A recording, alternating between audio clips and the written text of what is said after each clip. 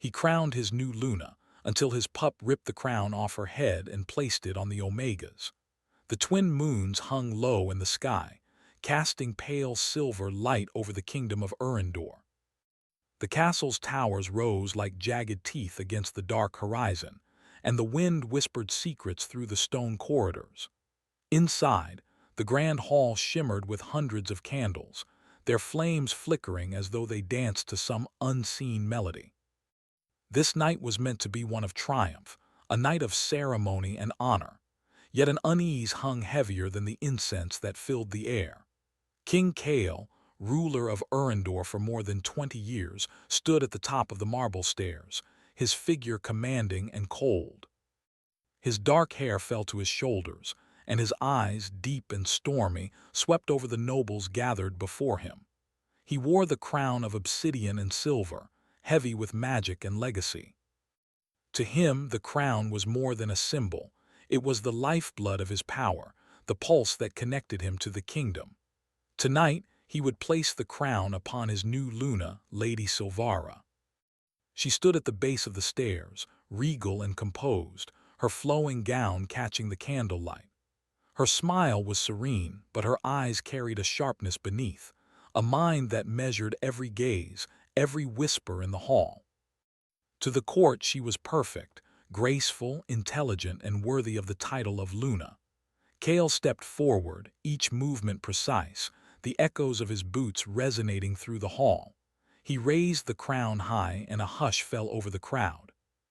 Silvara knelt, her head lowered in submission, though a spark of ambition flickered in her eyes. "Lady Silvara," Kale's voice boomed, steady and deep, "by the rights of Urindor, by the blood of our ancestors, and by the twin moons that witness all, I crown you Luna of this kingdom. May your strength serve the throne, and may your loyalty remain unbroken." The crowd erupted in applause. Silvara rose gracefully, the crown settling on her head like a shadow of authority.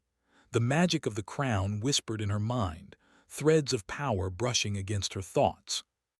Her lips curved in a triumphant smile, though a small tremor ran through her fingers, a hint of the storm to come. From the corner of the hall, Kale's eyes narrowed, drawn to the small figure that darted between the nobles. Orion, his loyal pup, bound by both blood and magic. Orion's golden eyes glowed unnaturally in the candlelight, his instincts warning him of something Silvara could not yet see. Before anyone could react, Orion leaped forward with an astonishing swiftness. In a blur of motion, he grabbed the crown from Silvara's head. Gasps rippled through the hall. Nobles stepped back, their faces pale with shock. Kale's hand shot out, but it was too late. Orion did not turn toward him. Instead, with deliberate precision, he darted across the hall and placed the crown upon the head of another, Lyra, the Omega.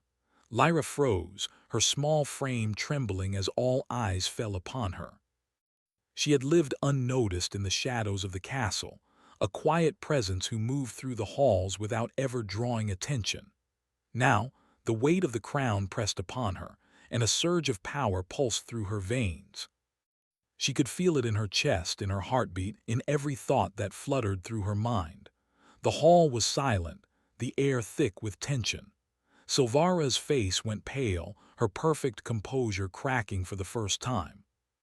What is this?" she demanded, her voice sharp with disbelief. Kale's eyes were fixed on Lyra. He felt a strange pull in his chest, a pull he could not name. His lips pressed into a thin line. Loyalty, power, desire, all tangled in a way that left him breathless.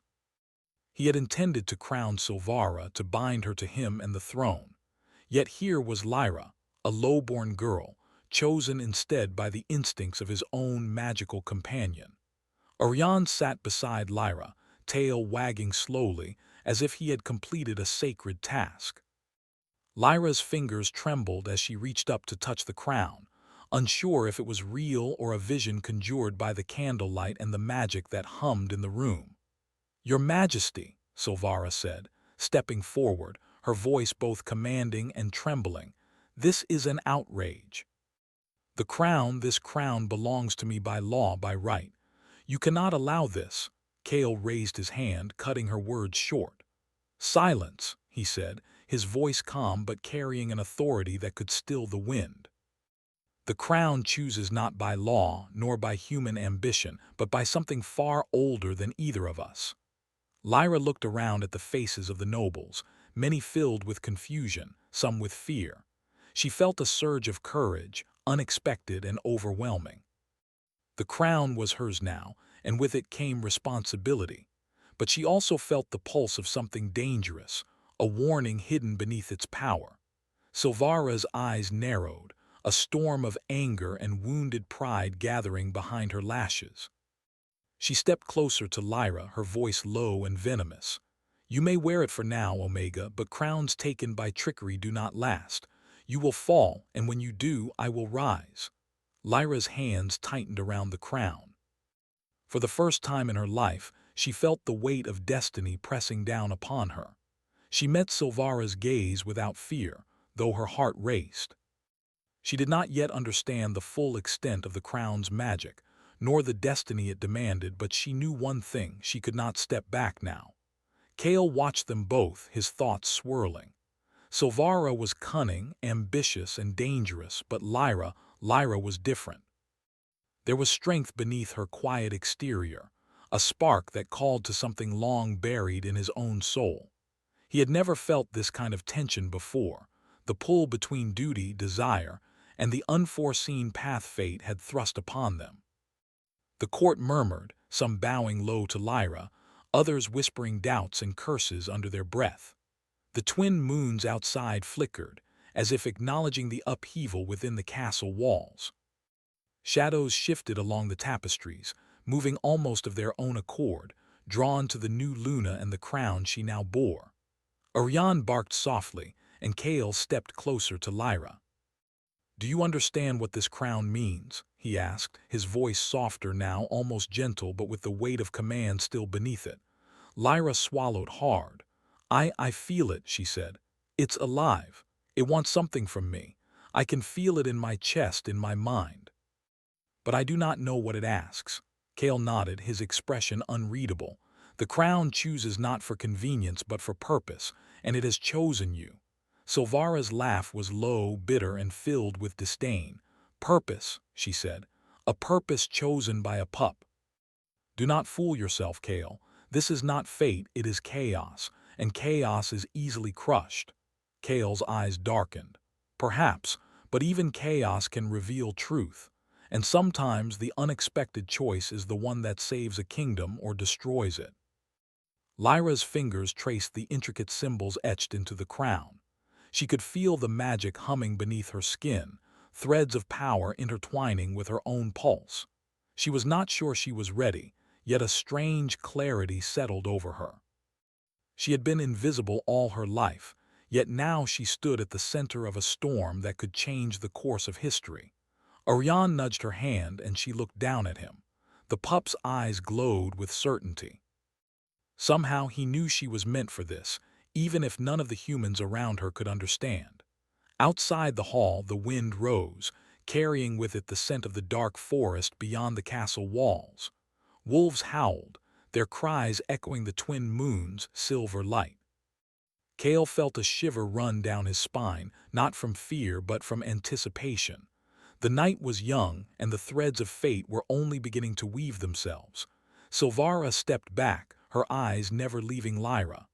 "You will learn," she said quietly, almost to herself. "No crown can protect you from what is coming." Kale's gaze remained fixed on Lyra. "Then we will face it together," he said, though even he felt uncertainty twist in his chest. There was longing in his voice, unspoken and dangerous, a tension that neither of them fully understood yet. Lyra looked around the hall, feeling the weight of every gaze upon her. She could hear the whispers, the shock, the doubt. But she also felt something else, a sense of belonging, a spark of courage, and a strange connection to the king who had watched her with eyes that seemed to see beyond the crown. The twin moons shifted above, their light dancing across the marble floor. Shadows lengthened and twisted, stretching toward the crown and its new bearer. Orion barked once more, a sharp reminder that fate was never gentle and destiny often came with teeth. Kale exhaled slowly, the tension in the room thick enough to choke on. "The night has just begun," he said, "and already it has changed everything." Lyra tightened her grip on the crown. She did not know what lay ahead, only that the path would be dangerous and filled with trials she could not yet imagine. Yet for the first time in her life she felt ready to face them, not as a shadow, not as an Omega, but as the Luna of Urindor. The hall held its breath, the candles flickering as if in anticipation. And outside, the twin moons watched, silent witnesses to a choice that could shape the fate of a kingdom, a king and a girl who had once been invisible. And in that moment, everything changed. The morning sun barely broke through the heavy clouds above Urindor. The castle, once grand and welcoming, now felt cold and distant. Shadows clung to its corridors, twisting and curling like living things. Lyra walked cautiously through the marble halls, the crown still heavy on her head. Every step echoed in the silence, a reminder that the entire kingdom now watched her with a mixture of awe and suspicion. Kale followed closely behind, his eyes dark and unreadable. His presence was both comforting and frightening, a constant reminder of the weight of power and expectation pressing down on her. Though he had spoken of facing the night together, there was a tension in the air, a distance between them that neither dared to close yet. "You must understand," Kale said finally, his voice low, carrying a mixture of command and warning. "The crown does not merely sit upon your head. It binds you to the kingdom, to its people, and to the magic that protects us. Every choice you make will ripple through Urindor like waves in a storm." Lyra nodded, gripping the crown tightly. I think I understand," she said, though her heart trembled. "But I don't know where to begin. I've never done this before. I've never led." Kale's gaze softened, a fleeting expression that made her stomach tighten. "Leadership is not about knowing everything," he said quietly. "It is about courage, about the willingness to act even when you do not fully understand the path. That is what the crown has seen in you." Lyra looked up at him, startled by his words. His eyes, dark as midnight, seemed to search hers, trying to measure her heart. A strange warmth spread through her chest, a mixture of fear, admiration, and something else she could not name. Before she could respond, a voice cut through the tense air.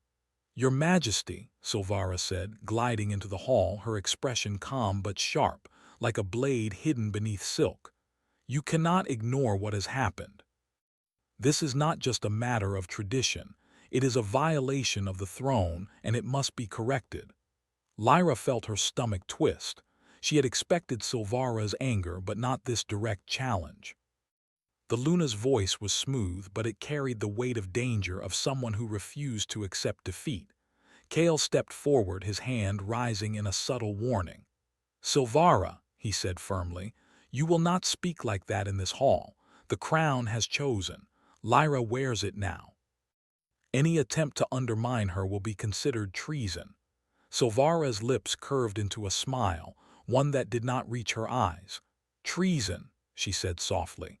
"I am simply reminding you of the ways of our ancestors, King Kale. Do not mistake caution for disobedience." Lyra's hands tightened on the crown. She could feel the magic within it thrumming against her skull, a rhythm that echoed her own heartbeat. It whispered promises and warnings alike, threading through her mind with gentle insistence. She was no longer invisible. She was at the center of everything: politics, magic, and now desire that seemed to coil tightly around the king who stood beside her. The day passed in a blur of lessons and introductions. Lyra met advisors and nobles, each testing her, observing her reactions. Some were curious, some fearful, some openly hostile. She realized quickly that the crown demanded more than courage. It demanded presence, a command of the room that she had never known she possessed. Orion followed her everywhere, ever alert, his golden eyes glowing faintly. The pup's instincts were keen, sensing threats before they became visible. Lyra came to rely on him, not just as a companion, but as a guide through this new world of power and intrigue. As night fell, the castle seemed to hold its breath. Lyra found herself in the throne room again, alone with Kale. The twin moons shone through the stained glass windows, casting colored light on the marble floor. The room smelled of wax and old stone, yet it felt alive with quiet magic. Kale stepped closer, his gaze fixed on her. "Do you feel it?" he asked, voice low, almost a whisper. "The crown, the power inside it." Lyra nodded slowly. "Yes," she admitted. "It feels alive. It pulls at me, but I don't know if I am ready." Kale's eyes softened, and for a moment he seemed less a king and more a man burdened by longing. "You are ready," he said, his tone gentle yet firm. "The crown chose you because it saw strength you do not yet understand, strength of heart and of spirit. That is why you are here." Lyra's chest tightened at his words. There was a tension between them, quiet and electric, a longing neither fully acknowledged but both felt. Every glance, every touch that brushed the air between them seemed charged, yet they both stepped back, careful not to cross a line neither of them dared define. Their moment was broken by a sudden commotion outside the hall.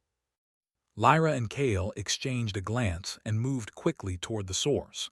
They found Silvara at the edge of the courtyard, speaking to a small group of cloaked figures. Her gestures were subtle, but the aura around her seemed darker, heavier, as though she had found allies in shadows unseen. Lyra felt a shiver run down her spine.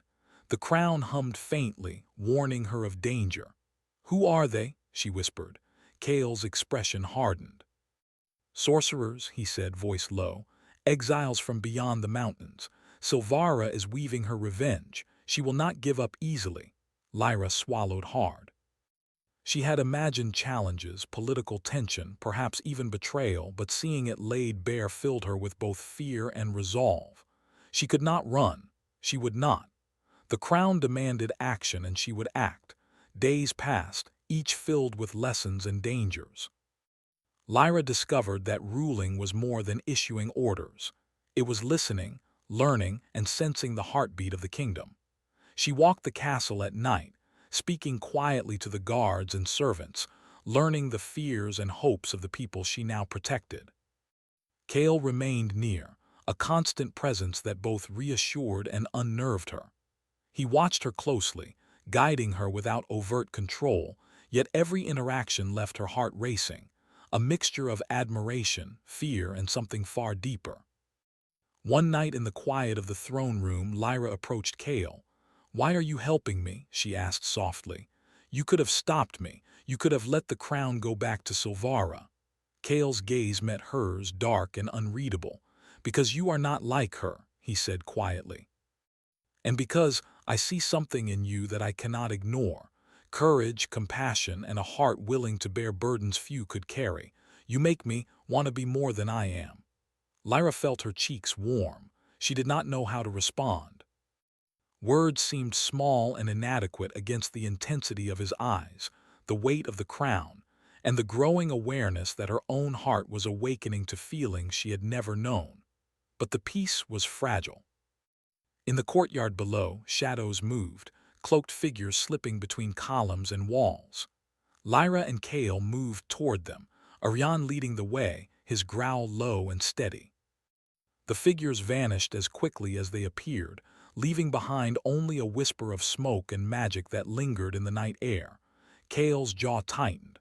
"They are testing us," he said. "Silvara will not stop until she finds a weakness. And if she cannot find one, she will create one." Lyra's fingers tightened on the crown. "Then we will not give her the chance," she said, determination burning in her chest. "I will not fail."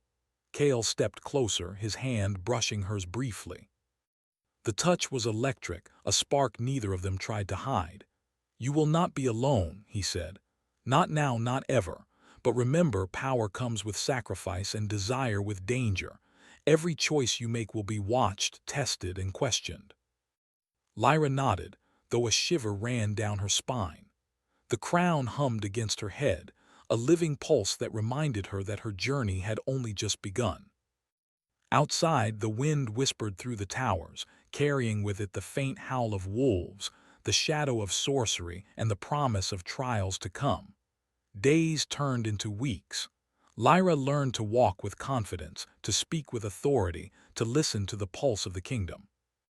She discovered allies in unexpected places, old servants who remembered the kingdom's history, guards who had sworn loyalty to the crown, and even a Ryan whose instincts seemed tied to her own fate. Yet Silvara's shadow grew. Rumors of magic in the forests, of strange alliances, of power stolen from the earth itself, reached Lyra's ears. The crown pulsed with warning, and she began to understand that her role was not simply ceremonial. She was at the center of forces older than the kingdom, forces that could destroy everything if she faltered. One night, standing alone on the balcony, Lyra gazed at the twin moons. The crown hummed gently, and she felt a surge of determination.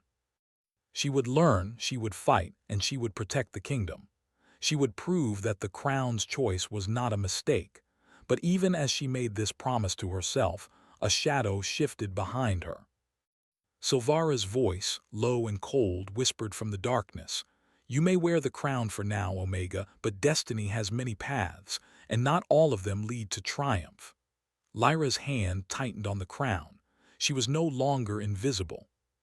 She was the Luna of Urindor, and she would face whatever darkness came, though the heart of her struggle, and the pull she felt toward the king, remained a secret as dangerous as any magic. Outside, the wind carried the scent of rain, smoke, and distant fire. The night was alive with danger, desire, and destiny. And deep within the castle walls, Lyra understood something that neither the crown nor the king had yet told her. The path ahead would not only test her power, it would test her heart. And for the first time, she wondered if she was ready for both. The first light of dawn struggled through the storm clouds above Urindor. Rain fell in thin sheets, drumming against the castle's stone walls. The air smelled of wet earth and magic, a reminder that the kingdom itself seemed alive with tension. Inside, the halls of the castle were quieter than usual. Courtiers whispered in shadowed corners, and even the guards moved with an unusual wariness. Lyra stood near the throne, the crown heavy on her head. It pulsed against her skull like a heartbeat, and she could feel its warning vibrating through her chest. For weeks, she had grown into her role, learning to speak, to command, to sense the kingdom's needs. But the peace was fragile, and tonight she could feel the air tense with danger. Orion, ever vigilant, prowled the room like a guardian spirit. His golden eyes glowed faintly, reflecting the candlelight. He paused suddenly, ears alert, and a low growl escaped his throat. Lyra followed his gaze, her pulse quickening. From the shadowed archway emerged Silvara. She was cloaked in midnight blue, her presence as commanding as ever. But tonight there was something different, an intensity, a dark fire in her eyes that sent a shiver down Lyra's spine. "You should not be here," Lyra said, her voice firm, though her hands trembled slightly on the crown. "This throne is mine, and the king has chosen me." Silvara's lips curved into a smile that held no warmth. "The throne is more than a piece of jewelry, Luna," she said softly. "It is power, history, and destiny. You wear it now, yes, but the threads of fate are not yet fully woven. There are pieces you do not see, powers you cannot yet understand." Kale stepped forward, his shadow falling across Lyra. "Silvara," he said sharply, "I have warned you. Any attempt to undermine Lyra's position will be met with the full strength of the crown." Silvara's eyes flicked to him, sharp and assessing. "I do not fear you, King Kale," she said.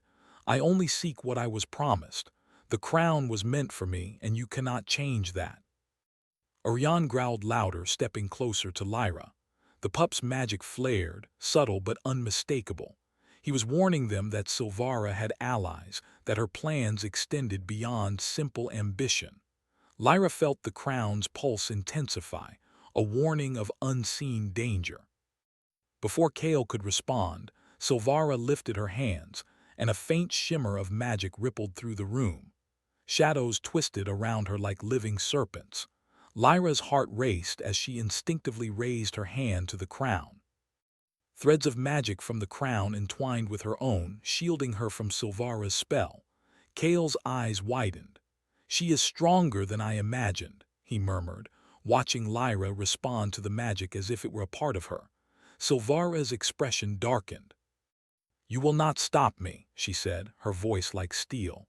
"You do not understand what is coming, Luna, but you will learn." With a sudden movement, she vanished into the shadows, leaving only a whisper of smoke and the scent of burning herbs behind. The hall fell silent, the danger lingering like a storm cloud. Lyra exhaled slowly, trying to calm her racing heart. "What was that?" she asked, her voice trembling slightly. Kale approached, placing a steadying hand on her shoulder. "A warning," he said. "Silvara is gathering power. She will not rest until she finds a way to take the crown, and she will use anyone or anything to achieve it." Lyra swallowed hard. "Then we have to be ready. We cannot let her hurt anyone or the kingdom."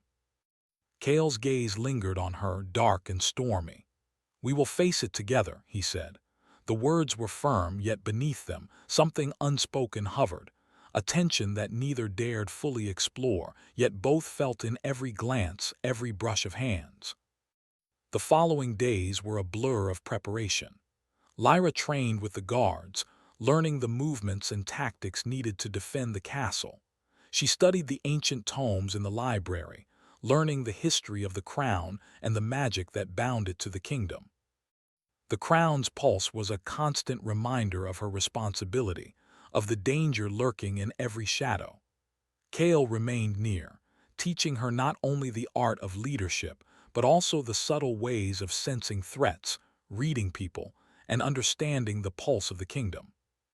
Every lesson left her breathless, not just from the knowledge she absorbed, but from the quiet closeness that seemed to draw them together in ways neither could yet name. One evening, as the storm raged outside, Lyra stood on the balcony, gazing at the twin moons. The crown hummed gently against her head, and she felt a surge of determination. She would protect the kingdom, she would learn to wield the power she now carried, and she would not allow Silvara to succeed. Kale joined her quietly, his presence a shadow at her side. "You have grown stronger," he said softly. "I can feel it in your aura. The crown and the kingdom recognize it too." Lyra turned to him, her eyes wide. "But what if I fail?" she whispered. "What if I cannot protect everyone?" Kale's hand brushed hers, a fleeting touch that sent warmth through her chest. "Then we fight anyway," he said. "Strength is not in never falling, but in standing up after every fall. You are not alone, Lyra. I will not let you face this alone." A sudden howl of wolves rose from the forest below, echoing through the valley. Orion barked in response, his magic flaring, alerting them both to danger. Lyra felt the crown pulse urgently, a warning of approaching shadows. "They are here," Kale said, voice tense. "Silvara's forces are close." Without hesitation, Lyra followed Kale and Orion down into the courtyard. The rain had soaked the ground, turning it into a slippery battlefield. Shadows moved among the columns and walls, cloaked figures approaching with a quiet menace. Kale drew his sword, the obsidian blade glinting in the stormy light. "Stay close," he warned. "Do not underestimate them." Lyra gripped the crown instinctively, drawing strength from its magic. Threads of energy wrapped around her fingers, intertwining with her own pulse. She felt courage surging through her, a clarity she had never known before. The cloaked figures stepped into the open, revealing themselves as sorcerers, Silvara's allies. Their eyes glowed with unnatural light, and the air around them shimmered with magic. "You will not stop us," one of them hissed, their voice like wind through dead leaves. "The crown belongs to our mistress. Step aside, Luna, or be destroyed." Lyra raised her chin, the crown glowing faintly. "I will not step aside," she said firmly. "I will protect this kingdom, and I will not let anyone harm it or its people." Magic surged through the courtyard. Spells collided in the air, sparks flying, shadows twisting. Lyra focused, letting the crown's energy flow through her, deflecting attacks and countering with bursts of light that forced the sorcerers back. Kale moved beside her, his blade flashing with precision, protecting her and cutting through the darkness. Orion leaped between them, his golden eyes blazing, fangs bared, not to attack but to shield and warn. The battle was chaotic, but Lyra felt a strange rhythm, a harmony with the crown, with Kale, and even with Orion. Every movement, every decision, every pulse of magic was a test of her courage and skill. Finally, the last sorcerer was forced back into the shadows. Rain poured down, washing the courtyard clean, and the echoes of the battle faded into silence. Lyra's chest heaved, exhaustion mingling with relief. Kale sheathed his sword and approached her. "You did well," he said quietly. "The crown, it responds to you. You are stronger than you realize." Lyra looked down at the crown, its pulse steady now, as if acknowledging her resolve. "I will not fail," she said, her voice firm. "I cannot." Kale's gaze softened, and for a brief moment the tension between them melted into something unspoken, something fragile and beautiful. He stepped closer, and Lyra felt the pull of his presence, the desire to reach out, to trust, to connect. But the moment was broken by a distant echo, Silvara's laughter, carried faintly on the wind. It was low, cold, and filled with promise of future danger. "You may have won this night," the voice whispered, "but the war is far from over, Luna. Destiny has many paths, and not all lead to victory." Lyra tightened her grip on the crown, her resolve hardening. She was the Luna of Urindor now, and she would face every challenge, every threat, every shadow that dared rise against her. Kale placed a hand on her shoulder. "We will face them together," he said softly. "Whatever comes, we will stand as one." Lyra nodded, her eyes lifting to meet his. The crown pulsed against her head, a living rhythm that matched her heartbeat. She understood now that power was not merely given, it was earned, protected, and shared. And in the quiet after the storm, she felt something new, a strength born not only of magic and duty, but of trust, courage, and the connection she shared with the king who had never let her face the darkness alone. The twin moons emerged from behind the storm clouds, their light washing over the castle and the courtyard. Shadows shifted, but Lyra no longer felt fear. She was ready for what was to come, even as Silvara's plots loomed, even as magic and danger stirred beyond the walls. And in the depths of her heart, she realized something more. The crown had chosen her not only for her courage and spirit, but for her heart. And in that heart lay a fire that could not be extinguished, not by darkness, not by magic, and not even by love and desire, which now burned quietly between her and Kale. The night held its breath, the kingdom waited, and the Luna of Urindor prepared for the trials that would shape not only her destiny, but the fate of everyone she held dear. The kingdom of Urindor lay cloaked in darkness. The twin moons, once silver and steady, were now obscured by heavy clouds, casting only a dim, uncertain light across the castle. A chill wind whipped through the towers and corridors, carrying the scent of rain, wet stone, and a hint of smoke. Tonight the kingdom held its breath, waiting for a fate that seemed both inevitable and terrifying. Lyra stood at the highest balcony of the castle, the crown heavy yet familiar on her head. Every pulse of its magic thrummed through her chest, a rhythm in harmony with her own heartbeat. She had faced challenges before, Silvara's plots, attacks by dark sorcerers, the doubts of the court. But tonight, everything would be decided. The crown's true power, the destiny that had chosen her, would finally be revealed. Kale stepped beside her, his dark cloak fluttering in the wind. The storm in his eyes mirrored the one in the sky. "The eclipse begins soon," he said quietly, his voice carrying both warning and admiration. "The crown will reveal its full strength, and whatever happens, we must face it together." Lyra nodded. She had learned to trust him, to trust herself, and to trust the bond that had grown between them. But she also knew that tonight's trial would test every ounce of courage she possessed. From the shadows below, A faint ripple of movement caught her eye. Silvara emerged, draped in a cloak of midnight blue, her eyes glinting with ambition and malice. Around her, dark magic shimmered in the air, twisting and coiling like living smoke. She raised her hands and the wind responded, whipping through the courtyard and shaking the banners above. "You wear the crown," Silvara called, her voice cold and commanding, "but it is not yours to keep. Power that is stolen from destiny is fragile. Tonight it will be taken from you." Lyra drew a deep breath. The crown pulsed in response, its energy flowing into her, steadying her. "It is mine," she said firmly. "I do not steal. The crown chose me, and I will protect it with everything I have." Kale stepped forward, placing a steadying hand on her shoulder. "Stay calm," he said. "The crown will guide you, but you must lead with your heart as well as your mind." Orion growled from beside her, his golden eyes glowing fiercely. The pup's instincts were sharp, and even the shadows of Silvara's magic hesitated before him. He leapt forward, positioning himself as a living barrier between Lyra and Silvara's forces. The air shimmered with tension. The clouds above the twin moons shifted, revealing a sliver of silver light as the eclipse began. The crown on Lyra's head pulsed violently, as though it sensed the approaching danger. Threads of light and shadow swirled around her fingers, entwining with her pulse and her courage. Silvara moved closer, her voice low and dangerous. "You may have power, Luna, but do you have the strength to bear it? Can you protect what is yours without destroying yourself in the process?" Lyra met her gaze, unflinching.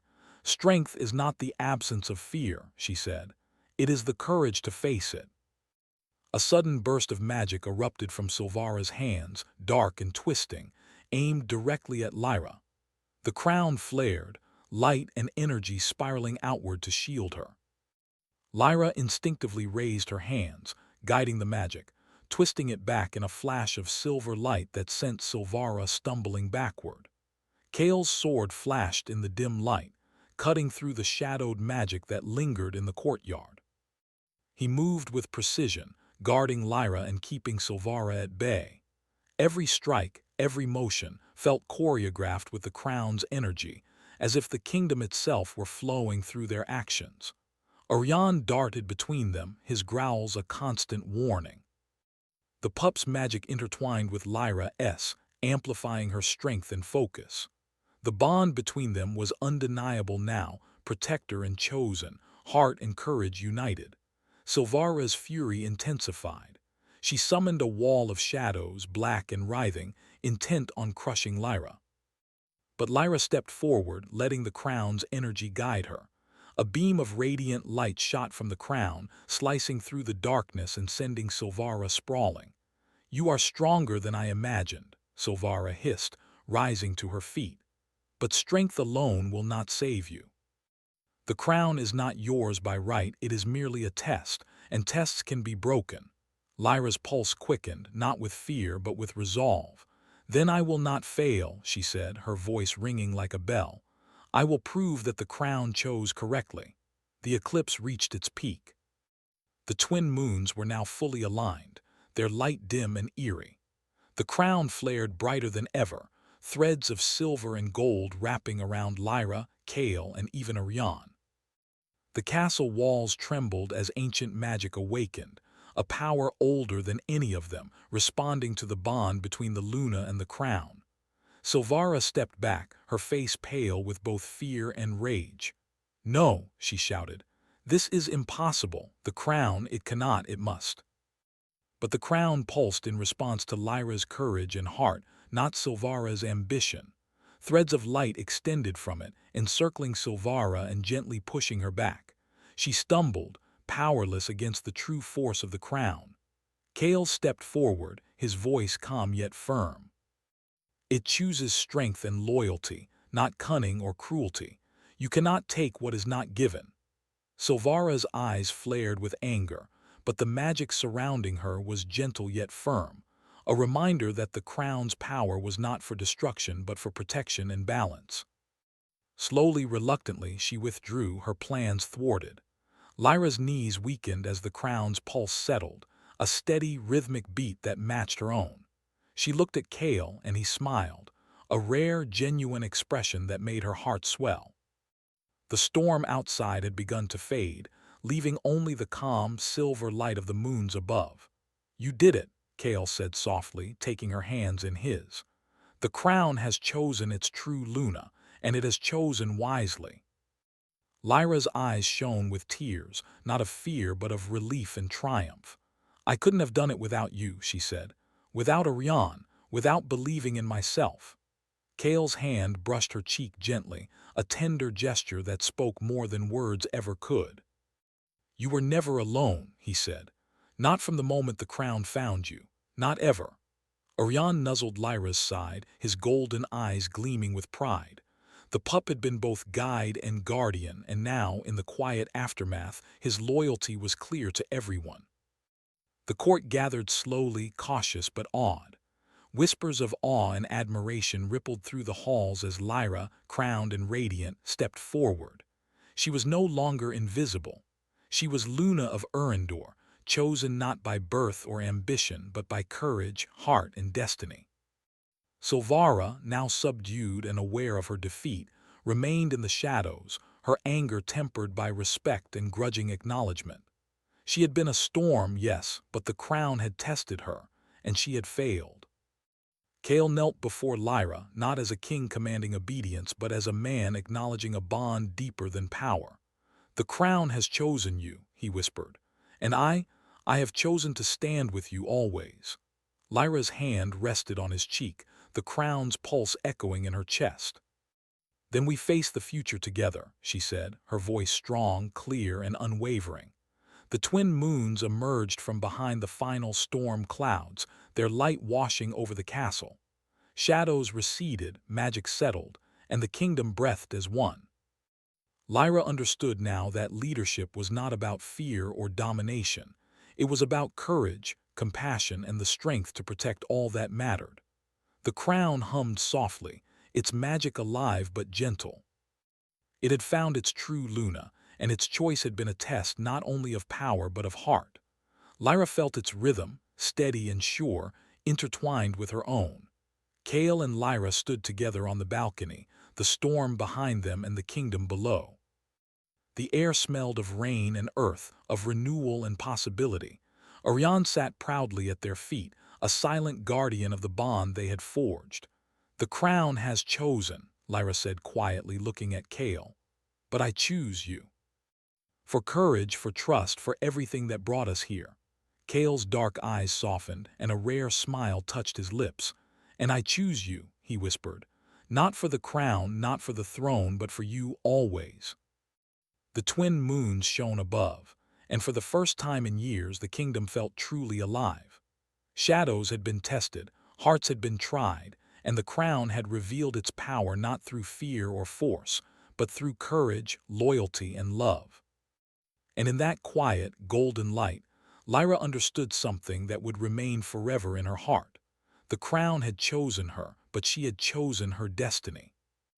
And in that choice, she had found not only power, but a love that would endure, a strength that could not be broken, and a future that was truly hers. Erendor would remember this night, not as a night of conflict or darkness, but as the night the crown found its true Luna, and the night the kingdom learned what courage, love, and destiny could truly achieve. The storm had passed, the eclipse was over, and a new dawn, bright and promising, stretched over the kingdom of Erendor.